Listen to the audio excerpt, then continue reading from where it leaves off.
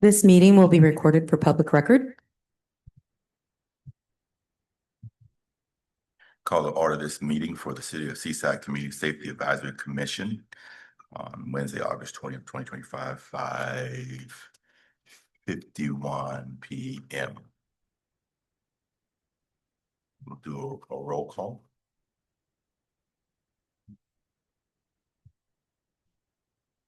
Chair Jones.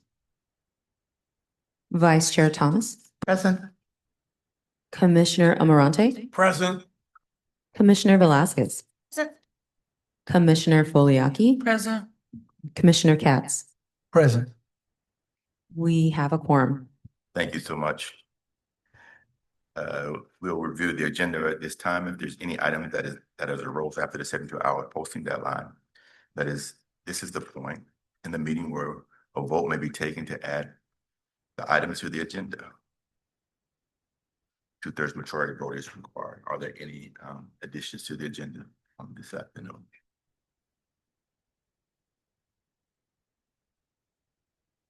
No additions to the agenda?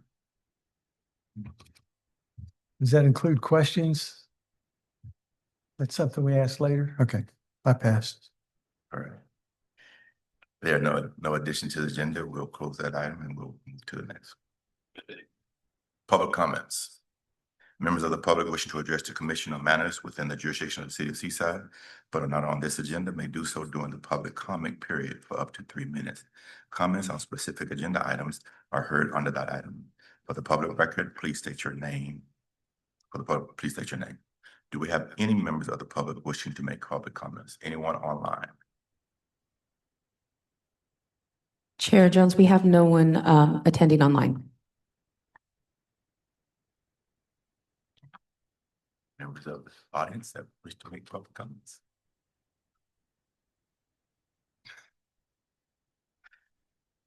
Okay, keep public comments for just a few more moments. And we will close public comments. Public comments are now closed. The next item is the approval of the minutes. Minutes from our last meeting, previous meeting, which was June 18th, 2025. I trust that you all have had a chance to review those minutes. Are there any corrections or additions to the minutes of June 18th, 2025? No corrections or approval or amendments? Can I get a motion to approve the minutes? I move to approve. Second. Been moved and second that we approve the minutes from June 18th, 2025. All in favor? Aye. It is unanimous. Thank you so very much. At this time, we'll move to our presentations, and Commissioner Katz, would you like to introduce the young man that's going to do the presentation on today? I'd be happy to. I'm proud to introduce Ted Black of the City of Seaside. He runs a lot of different programs, including the Seaside Youth Resource Center. And I'm glad he agreed to come and share his information with us tonight. Yeah. How you folks doing today? Just gonna give you a recap of what we do. Talk about some of the programs that I currently oversee in the City of Seaside. We talk about the Seaside Youth Resource Center. We'll give you an overview of that. The City of Seaside adopted a program back in 2015, September the 1st. I opened the doors to it. It was called the Seaside Youth Resource Center. At the time, we were experiencing high violence in our community. Kids were dying. I think we experienced 3 that year before we opened this program. That's why I see it as a comprehensive community-based violence prevention initiative dedicated to reducing gang violence and street violence within the City of Seaside. Established over a decade ago, SYRC has played a critical role in fostering peace and safety in our community. Notably, since the inception of the program, the city has not received any related gang homicides. We had one in 2019, but that was an argument that went bad and that young man lost his life. It wasn't a gang killing. So We still hold true to that statement, today from 2015, September the 1st. We have not experienced one gang homicide in the city of Seaside. And it's not all the Seaside Youth Resource Center, but we are a collaborating base. And we collaborate very heavily with organizations throughout our community, throughout our county. And we operate strictly on a peace-related motive. So everybody's motivated to keep peace in their community. And so Seaside has really had the pleasure of getting that piece in our community through the collaboration effort of a lot of nonprofit programs. Program coordination and services. Seaside is operated by a dedicated team of 2 program coordinators and offer a wide range of services tailored to address the varying needs of our youth. Our key program areas include youth diversion, which we currently work with the Seaside Police Department. Anytime our youngsters get into a situation where they have violated the law, as long as it's not heinous and it's something that we can actually work with, they are sent to us. They write out a diversion slip. They send it to our center. We put those youth through rigorous programs that help them with those challenges that whatever they might be, if it's drugs, if it's theft, if it's violence, we definitely put those in the necessary programs that they need to be in order to get that behind them. And then once they complete that, we email the sergeant and that citation is dismissed. So we give our kids that opportunity to get that second chance and to get it right. And it's a very successful program. The youth program focus on career development and programs connect motivated youth with job readiness training, resume building, workshops, employment opportunity, and to prepare them for the workforce. Now, we do have a youth employment program. Our youth employment program starts at 15 years old. Next year, we're going to start it at 14 years old. We hire the young people to give them an opportunity to help them understand what work ethics is all about. And you know, we know families are out there and they're struggling, and moms and dad is, you know, making ends meet. And this gives this kid a sense of, you know, hey, I can help my parents now, you know, and that's what we get more than anything as kids want to help their parents. And so we really appreciate that, you know, to be a part of that. We offer mentorship, you know, where we have 3 mentors, 1 female, 2 males, myself being 1, and we can host up to 30 kids for its mentoring. The Seaside Youth Resource Center, we're in all the schools. We have referral services with probation. When kids are not obeying the rules, or if they just need that extra support, we want to be there for them. We do understand dynamics in life, so we're not hard on kids. We understand that kids gonna go through some period in their life where things might not connect right. But we just want to be that agency that say, hey, look, we're here, we understand, and we got you. You know, and so our success is really good when you look at how many kids successfully complete our program versus how many drop out. The dropout rate is very, very minimal, but the success rate is huge. And I think that speaks to it. The city still, you know, sponsors it, and they want to keep the program there because the violence in our community is just, you know, I mean, I got my hands on everything, you know, trying to make sure that we keep our community safe. I'm so Seaside, I'm sorry, but that's just me. I also oversee the after-school program, our youth education center. And the youth education center will serve a safe and engaging after-school environment. The center averages approximately about 10 kids per day and offers a variety of educational and recreational activities, including academic enrichment and life skill development, off-site excursions, mind-building adventures, culinary education and food safety workshops, feeding programs that teach the youth the value of nutrition and meal preparation. And the teen center amenities of our teen center provide a vibrant and youth-friendly atmosphere equipped with video game consoles, pool tables, foosball tables, air hockey tables, 80-inch screen TV, and movie days for the community viewing. Monthly educational workshops that are hosted by the SYRC, which we bring information to our kids every month. something that they need. And we also I personally teach the money management workshop, just to educate our kids on what bank accounts look like, what credit looks like. Even though they're not young, they're too young to understand that right now. But if they hear it, they're gonna remember it. And so when it's that time for them to start worrying about credit, they don't have an idea on how to use credit. And so I'm real strategic in teaching that because, I was struggling with credit myself and I learned all about it and now I'm like at 830, so I mean, when it comes to credit, I know how to build your credit. So I definitely love teaching kids that.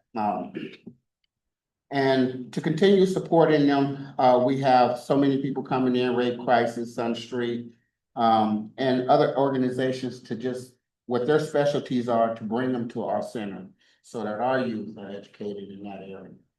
Our mission is collaborating for peace and safety. That's what we do. That's what it's all about, It's the peace and safety that we get. That's why I see it's built upon principles and collaboration and community alignment. We believe by the working together towards shared goals, specifically peace and safety, we can continue to build a healthier and more vibrant future for our youngsters.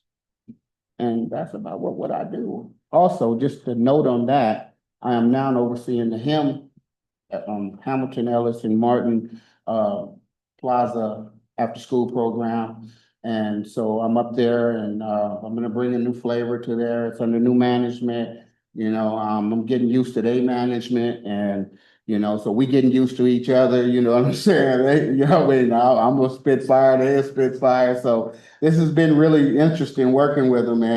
And so I got an event planned on the 30th. I'm gonna do an open house up there. And we're gonna do a 3-on-3 basketball tournament. And of course, this is for HIM residents only. And then I'm gonna do a taco truck for the residents. So I'm trying to bring a new flavor up there, bring some concern and bring some awareness to the parents so that their kids can engage in the after school program.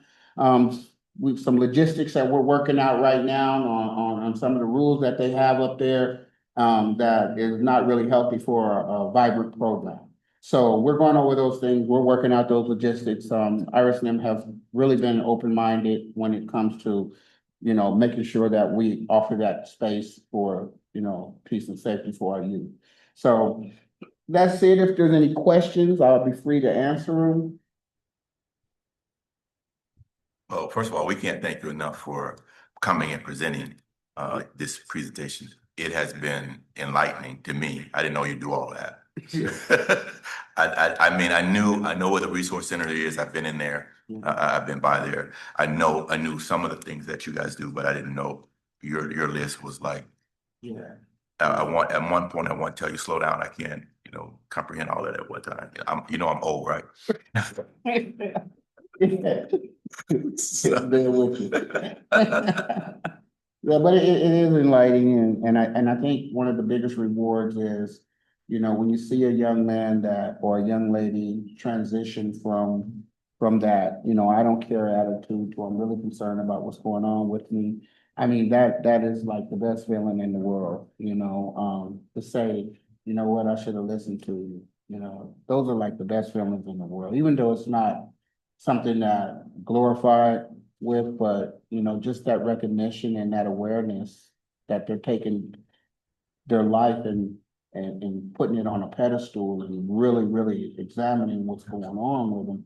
I think that's the beauty of the work, Absolutely. I mean, when you come from an at-risk life to change it around to help others avoid that same life that you once lived, I mean, it's God's work. Absolutely. It's just God's work. Do you know how many cities on the peninsula has this type of program? Actually, nobody. So we're the only one. Again, we nobody. are the first and leading the pack and Yes. setting.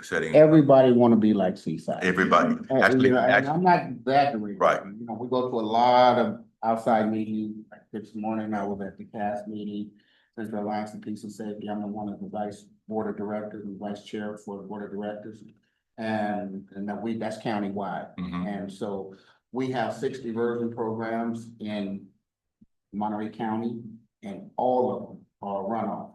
Seaside. Right, I have talked to every city when they were putting their diversion program together and giving them pointers on things that they could do.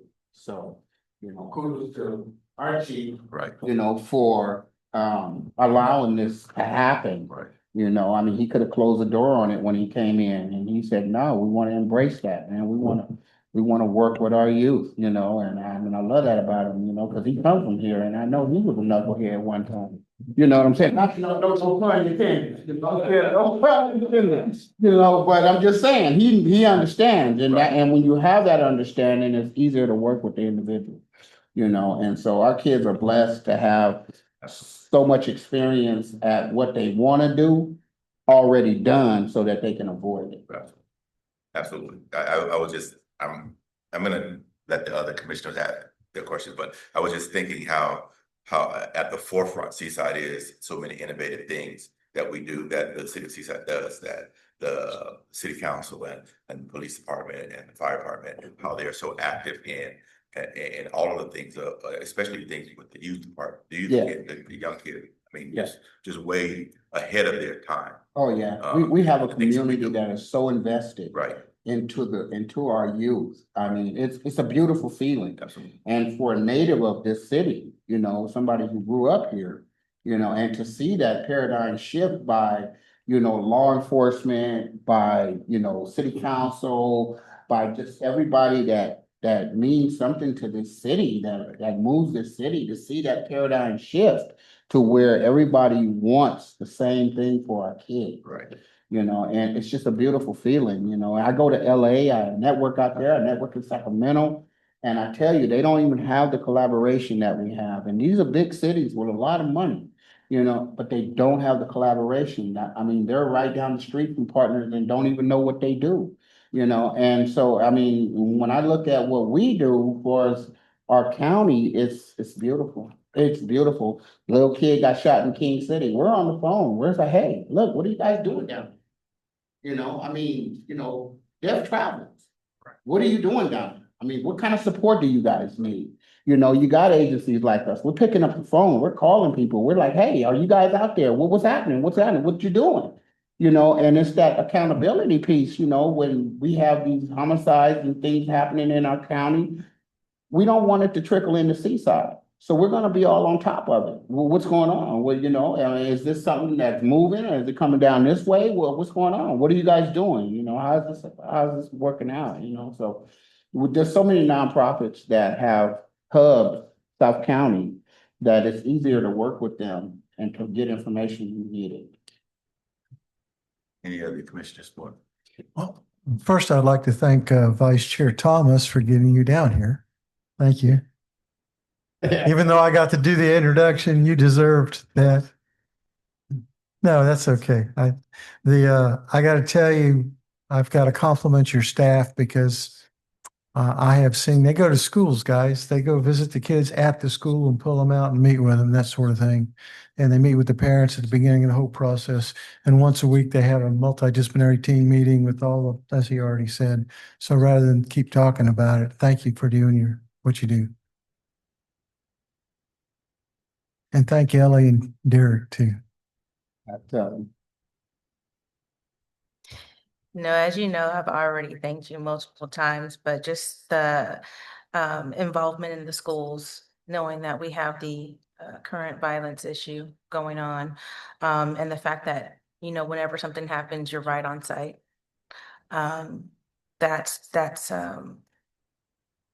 very important to the community, because we don't have a lot of outlets for our children.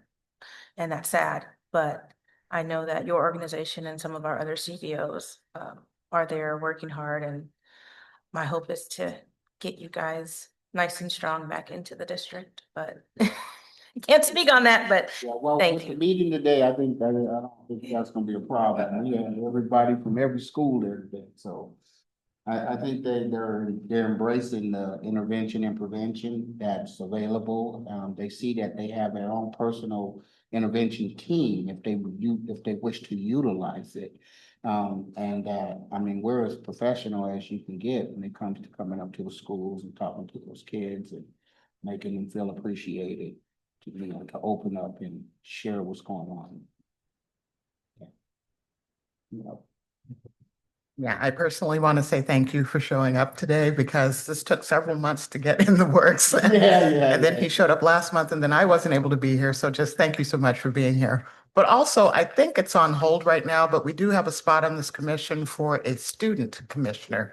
So we might be looking to you to refer someone or to recommend someone as soon as that gets off hold. Because we don't know who to go to. I think it's still on hold right now. But when it comes up, we definitely be coming to you for recommendations. So thank you. Mr. Black, thank you very much for the presentation. I thought it was very, very enlightening. And I think being in the schools is great. You know, I'm a retired public school teacher and I work these days with the part-time Cal State Monterey Bay and their teacher education and leadership department. I supervise our teacher candidates. So, hey, thanks for what you're doing there. And it takes a whole village to get everybody. Yes, it does. It takes a whole village to raise the kids. And it took us to raise us, so I mean, trying to change a whole lot, but again, I mean, what our village was a little different. It was like a war zone to get through it. Right. But I appreciate it. Thank you so much. No comment, just reiterating what everyone said. Thank you so much to yourself for being here and also for your team. I too, with being at the 6 community school sites here in Seaside, I've seen your, but specifically at Central and at Seaside High, I've seen your team at work and firsthand. So thank you. Well, thank you. Like, and if at any time in this commission, it was just Seaside Community Safety Advisory Commission can be of assistance to your program, please don't hesitate to let us know. All right, thank you. I appreciate it. Thank you guys so much for Thank you having so me. much. And like I said, keep no pun intended. We'll keep it.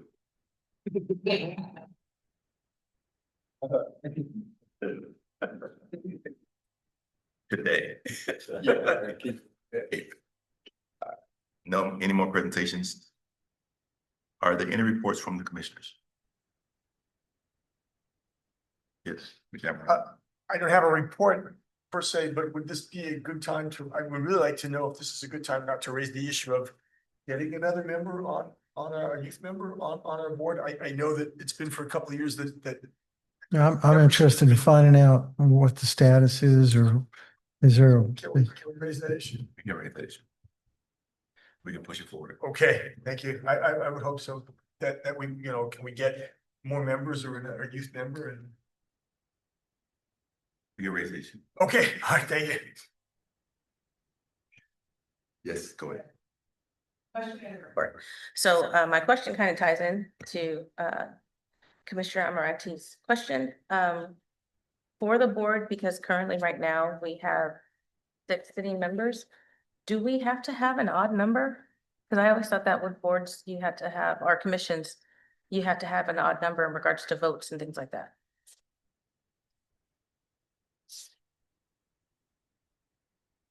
I see you're looking at me for an answer.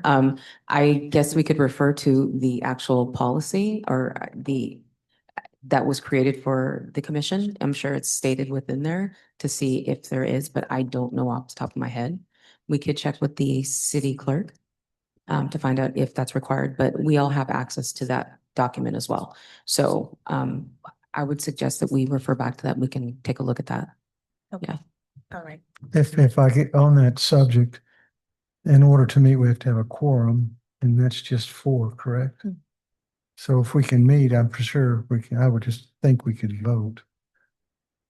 Oh. If we have a quorum, we can vote. Yeah, my question, I guess, is in reference because you always think of like tiebreakers. Yeah. Because with the even number, if you have, then you have no tiebreaker. So that's why I was asking. I understand. And then my other question is for the chief.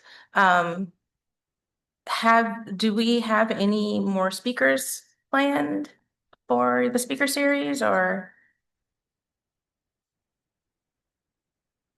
Oh, yeah, that's good. Okay, sorry about that. Yes, through the chair, we have a speaking series coming up next month. I think that was pushed out. If it hasn't, it will be pushed out to invite the commission. And it is the O.J. Simpson overview case. And we have the lead detective in the O.J. Simpson case, Tom Lang, will be here, as well as one of the star witnesses in the O.J. Simpson trial, Cato Kalin, are scheduled to be here in September. It'll be exclusive to law enforcement and personal invites within the community. So everyone on the commission will be receiving information about that if you haven't already. Okay, thank you.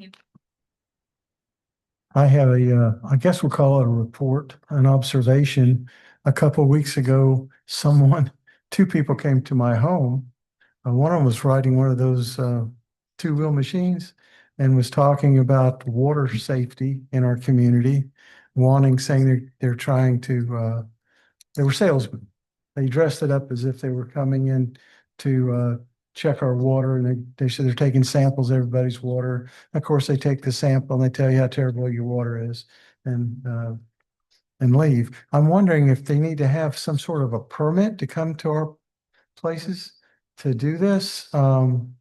In hindsight, I was just wondering if they have to register with the city before they can go door to door trying to sell stuff, no matter what they call it. I mean, we get phone calls all the time trying to sell us solar energy, but coming to the door, and we get solar energy people too coming knocking on doors, telling us that there's a state mandate, and which is true, that the electric companies have to get more solar energy sources. And because of this mandate, they're going to offer you this opportunity to buy stuff from them. But I'm wondering, are they required to register at least with the city that, hey, we're working in your city going door to door? Or is that something otherwise? Thank you. I don't believe if somebody comes to sell something that they have a product of to door, is permit required. If they're going to be selling something out on the street, if they're going to occupy food or anything that you would see selling on a public roadway, then they would. If they're going to a private residence, I'm not aware of any ordinance that regulates them from having a permit. Every business has to have a business license that's in town, but we've had those before. We've actually been called to people selling or trying to test the water and so forth. And so far, some of them that we've contacted were legitimate business owners, but I would just question some of their model and appearance and approach. It's very suspicious that we're getting phone calls. What I experienced, not here, but in another state, was especially after you had some sort of storm or something, people would come through and offer to repave your driveway and stuff like this, and they never got permits, of course, and it was fraud. But I was just wondering if we run into stuff like that, vendors coming through without licenses, going door to door and ripping people off in that sense. Yeah. And you can always call us, and code enforcement responds to those as well. We're happy to look at that. Because they have to have permits. Well, I don't guess they have to have permits to sell stuff door to door then. Okay. To have a legitimate business, they would have to have some form of legal licensing, but it may not be required through the city itself. Okay. Yeah. Thank you. Yeah, we've had some weird situations this summer at my home. I would say on 3 separate occasions, and we have no solicitation signs posted. One with the solar, we asked the person for a business card. They did not have it. The second one, I was actually in Oakland, and my eldest sister was at home by herself. And my other sister and I saw it on our Ring security door cam. This young man came up the stairs, and we have a screen door in front of our big door. He actually opened the screen door and came into our house. And my sister was in the kitchen. So she confronted him as he was about to come up the stairs into our house, and she backed him back out of the house, and he said he was there selling something. But it's happened 3 times this summer with 3 different groups of people. They're going up and down Mescal. We probably should have called it in, but it's been some weird stuff going on with these. And we've got signs up, and they just completely ignored them. Oh, he was selling something after you called him. Like he was probably obtained something before. Never had that happen before, where somebody just opened the door and come into the house. Never experienced that before. I'm going to refer him to you. Yeah.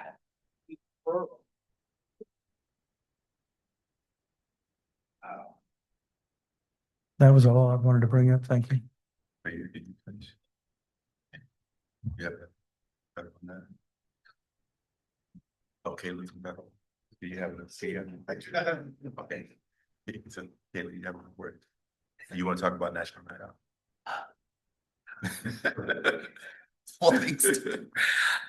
Yes, Chair, thank you. I do have a report, I guess a few. We'll start with that. We'll start with National Night Out. Both myself and Vice Chair Thomas attended the National Night Out event. It was great. There were community partners out there. We got to take picture with Chief, which will be posted on our social media. And it was really nice. The officers were all really nice, kind to the community, and got to really get to know them. And yeah, and it got warmer as the day went on, so that was nice. It's a little windy in the beginning. And then I guess the next report point would be that we do have our CSAC social media Facebook account. And I guess to that point, commissioners, if you are ever at any of our public safety events and would like to take pictures with our officers or firefighters, or, you know, go ahead and take a picture, quick selfie, and send it in for our social media posts. So yeah, and myself and Vice Chair Thomas are running that. So, and it's been a lot of fun, and we've had a lot of traction. So, did I miss anything? No, I think that's it. That's all. Thank you so much for your report. So, our commission, this commission has 7 seats. And, the moratorium has been lifted, so we can add the 7th person. So we do need to discuss that. About the president, yes. That person, the youth appointment? I would assume. Well, the commission had a seat for the youth, and it was a 7-seat commission. I didn't quite hear that. Are we saying we have a 7 seats plus a youth? No, No, total, so it's a 7-seat commission, including, and one of the seats are designated for youth.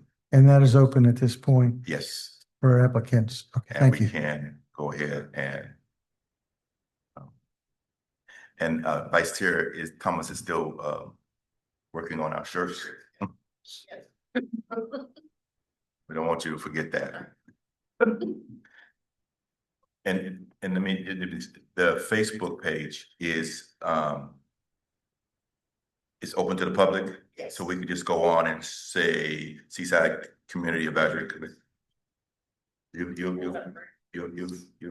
invite me? Thank you. Okay, will you invite us? Thank you. Invite us. For those of us who go on Facebook like once a blue moon. Hardly ever. I hardly ever go on Facebook. So it's like, okay, fine, whatever. And don't expect for me to post. I have a general question for the commission, if that's Yes. okay. In regards to recruiting or opening up that seat, is it okay to talk to the principals of the schools and that sort of thing? Absolutely. And maybe the police chief, because he's got CHAMP Absolutely. members and such as that, if any are interested. What is the age for that's, yeah.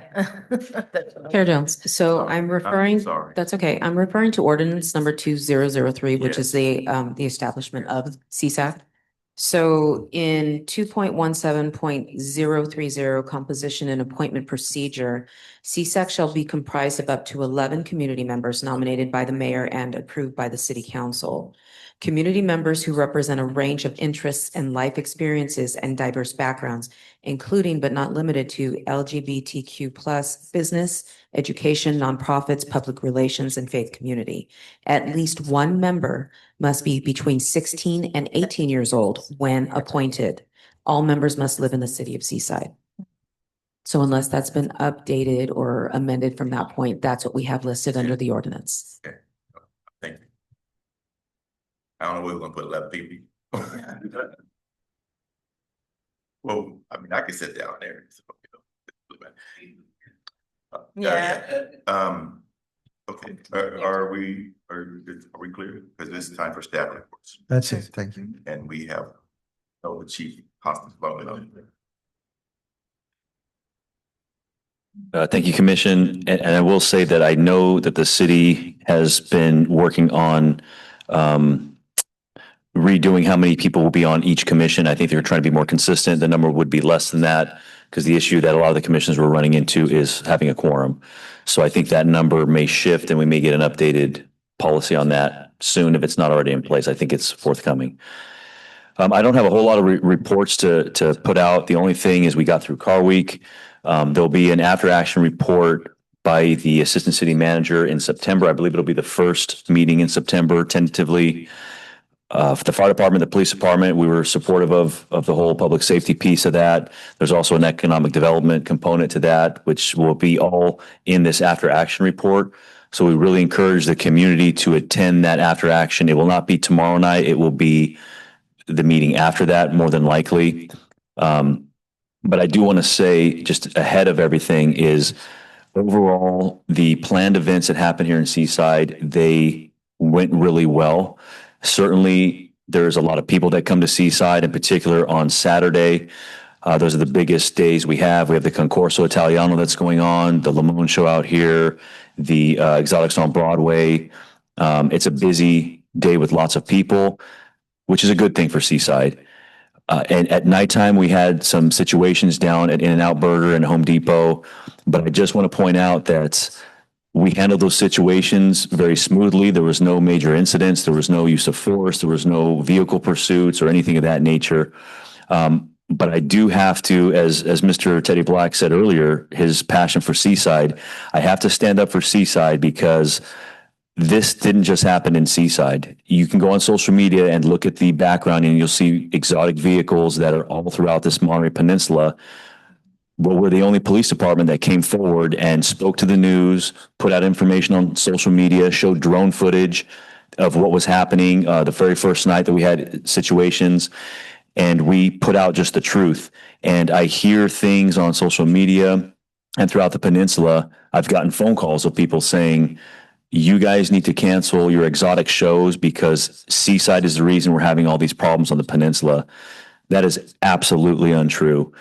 I've been here a very long time, and I can tell you when the Concorso Italiano was our biggest event in Seaside, there were exotic cars through this peninsula doing things, speeding out, burning tires. What has really happened in the last 3 to 5 years is an explosion on social media with influencers.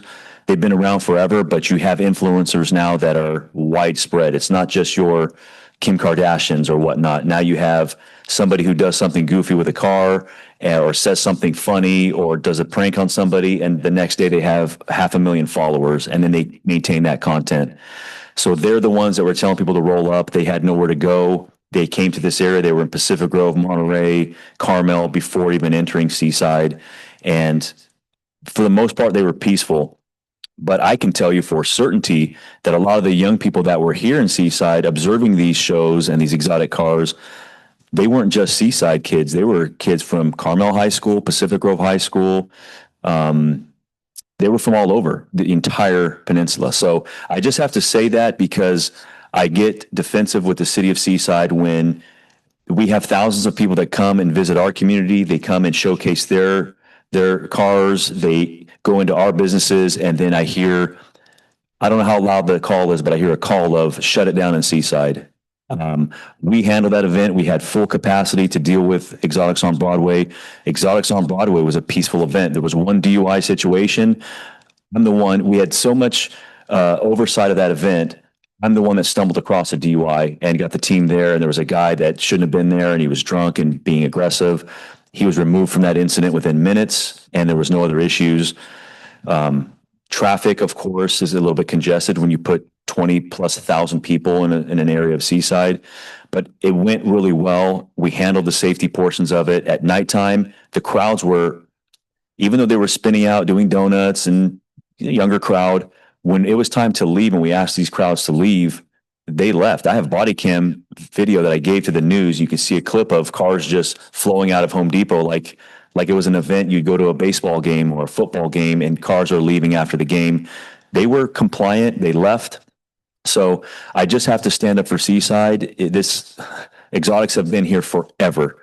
And we have a plan already working out for next year of how we're going to address these issues with our businesses. So, yeah, I just wanted to point that out that overall it went really well here in Seaside. And if you were around this county or this peninsula, you would know that there's traffic, burnouts and exotic vehicles in Carmel Valley, holding up traffic, Ocean Avenue in Carmel by the Sea, 17-mile drive in Pacific Grove, Pebble Beach.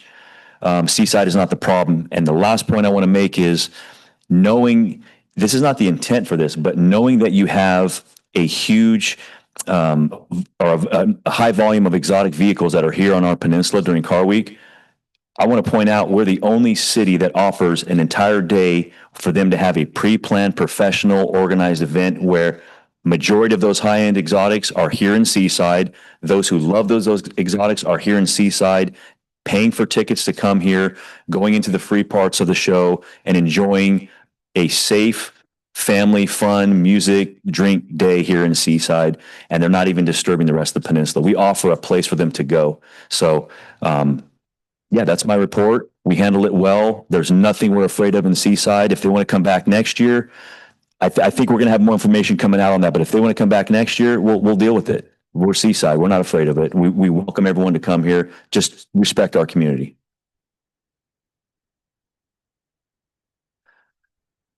Yeah, so I'm glad you mentioned that because something that I noticed online, and I know I've noticed it for the last few years, when it comes to Car Week, is when you see the positive highlights of Car Week, even in the national news. And I actually got this from an uncle that was down in Southern California watching the news about Monterey's Car Week. And that's my point, is it's referred to as Monterey's Car Week. All the national highlights or positive highlights are referred to as Monterey. But then if you go into social media, when it comes to some of the negative things that might happen, that's when you hear the term Seaside. And I'm not understanding how that is, because it's happening I mean, there are, of course, events in Monterey and other places, but even the events in Seaside, for some reason, in the national news are listed as Monterey. How is that happening? Why isn't that being addressed? Because like even I went to the Corso Italiano at Black Bayonet Golf Course. That's Seaside, but yet national coverage, it's still Monterey. So why isn't the city addressing that? Because that's our event. Well, I can't speak for the city, but I can just say historically Seaside, and you hear a lot of people who have lived here, worked here, who understand Seaside. Seaside has always been looked down upon on this peninsula. I don't think everyone looks down upon us, but there still is a sentiment of we're better than you. And the difference between old Seaside and new Seaside is new Seaside, and I'm talking like 10, 15 years, maybe even 20, but new Seaside, they don't stay quiet when you say that. That's why you're speaking up. That's why I'm speaking up. That's why Mr. Black, when he was up here talking about his program, is speaking up. We have to speak up about that. The only time I'm okay with them calling Seaside Monterey is when I went to social media and I saw a car doing donuts and spinning out, and the caption was "back partying in Monterey," and I went, okay, that one's fine, because that's right. They better cool it down. It was in Seaside 100%, but that's kind of what it is. I mean, that's the truth. That's what people think. But what we're doing as a city, as a public safety department, and not just public safety, but everything that we're doing, we have a safety commission. Do our neighbors have those? We have a resource center, not just a youth diversion program. We have a resource center. We have that. We have in my opinion, we have the most transparent police department here in the county. We tell you good, bad, and ugly. We make mistakes, and we'll tell you when we do. We do a lot of good things. We'll tell you when we do those things as well. We just keep fighting for Seaside. We know who we are. Everyone else can say what it is, but I'm telling you, if you start looking up things in Seaside, we're on a national platform. Seaside is on a national platform. Seaside's on Wikipedia, and some things are negative, some are positive. I had a film crew in my office last week. They're here because no one would report on a national level the homicide of Annie Pham from 1982, 5-year-old girl walking to kindergarten. I yelled, kicked, and screamed. In fact, the way I caught up with this particular, it's called Bloodline Detective. I think it's going to air on Peacock later in this year, from my understanding. But when I first got a phone call, it was about a case involving a young girl from Seaside who wasn't even murdered. A young girl, she was on 48 hours a couple of years ago. She ran away from home. She wasn't murdered. And my frustration is every child in this country who's kidnapped, murdered deserves attention. But our kids and our residents, like Vicki Johnson, why doesn't everybody know who Vicki Johnson is? Vicki Johnson's son went to the NBA. This was actually one of the cases I brought up to one of the film crews. Why are you asking me about a case of a young girl who she ran away from home and wasn't found until she was adult. She wasn't murdered. How about Vicki Johnson, who was murdered in a sandbox, set on fire and suffocated with sand? How about that? And then her son, by the way, who was one, made it to the NBA and then ended up on a European team. And now he's one of the head coaches. This guy's a superstar, his whole family, superstars, like community people. That to me gives me goosebumps as leaders. And we're talking about a girl who deserves plenty of attention, but documentaries, we have to, and I'm telling you, your chief is constantly advocating for Seaside. And I hope more Seasiders will do that, because once we continue to do that, the narrative will change. It does change. And I hope that in the next couple of weeks, there'll be a positive announcement on something else we're working on. And you'll see that people, the reality of whatever the narrative is on television or nationally, when people need help, they're calling Seaside. When, like you just heard, somebody shot in King City, or in LA, they're talking to Seaside. When somebody's family member is murdered, we are currently helping right now with a murder that didn't even happen in Seaside. They come to Seaside. We helped out with the couple from the Netflix documentary. They're not from Seaside. They asked for help. We helped them, and we have 4 life sentences on a serial predator just because we got help. We gave help.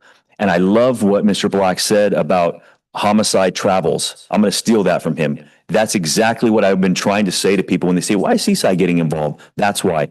Because crime and homicide travels, and we want to let you know we're Seaside. Think about bringing that here and see what happens. Think about it. So I get passionate like we all do, because it's Seaside first. Yeah.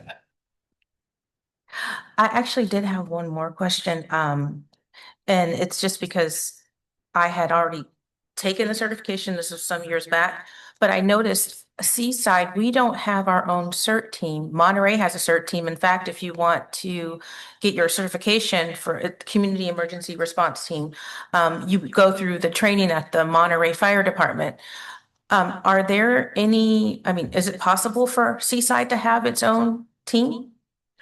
I would say anything's possible in Seaside. That might be a better question geared towards the fire department, but, and they may already do it. I'm just not familiar with it, but, anything's possible here in Seaside. Okay. Yeah. There you go.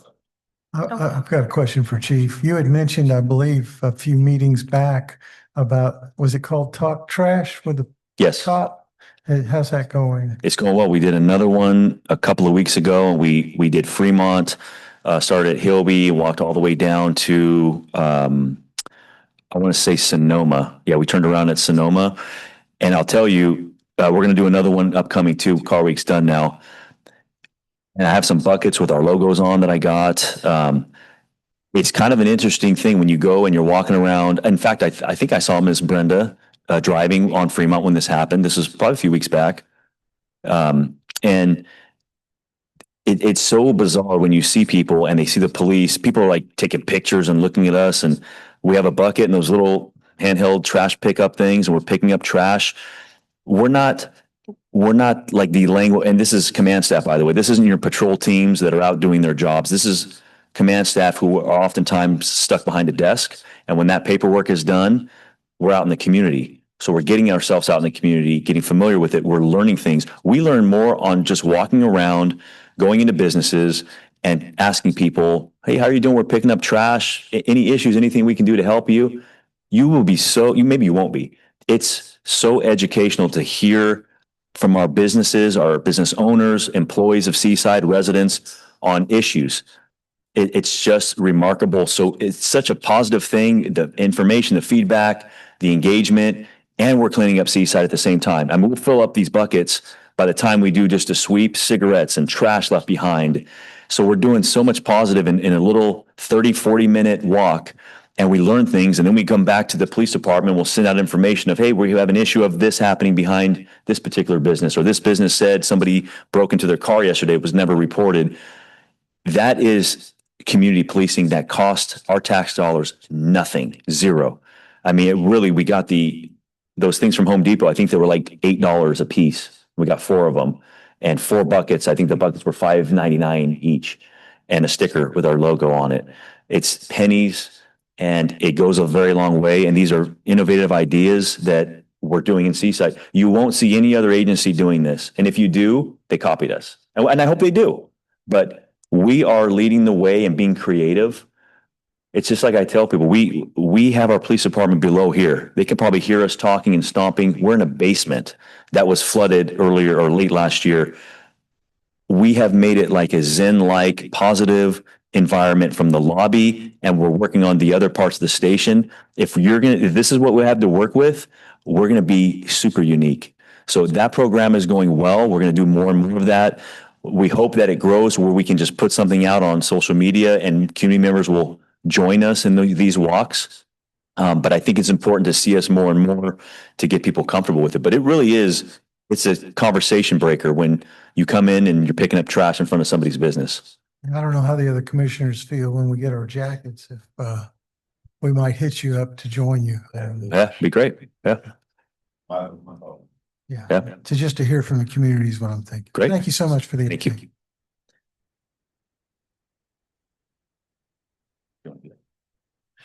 The last thing we have, and I'm going to have Gina present this, but on behalf of the city of Seaside, they wanted to honor all of our commissioners with just a small token of our appreciation. So we have some gifts here for each commissioner that Ms. Gina will present to you.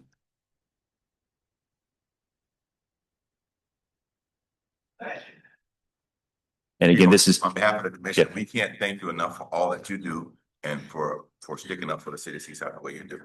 And Thank you. We are, thank you. We are safe here. and this is on behalf of the mayor, city council, and all of city staff for each commissioner. Nice. Where's that? See? All right. Well, we can't, as a commission, we can't thank the city of Seaside and the mayor, and city council, all the workers enough for these beautiful gifts. Maybe we'll do a thank you card and present this to the city council. We get it next. City council meeting tomorrow.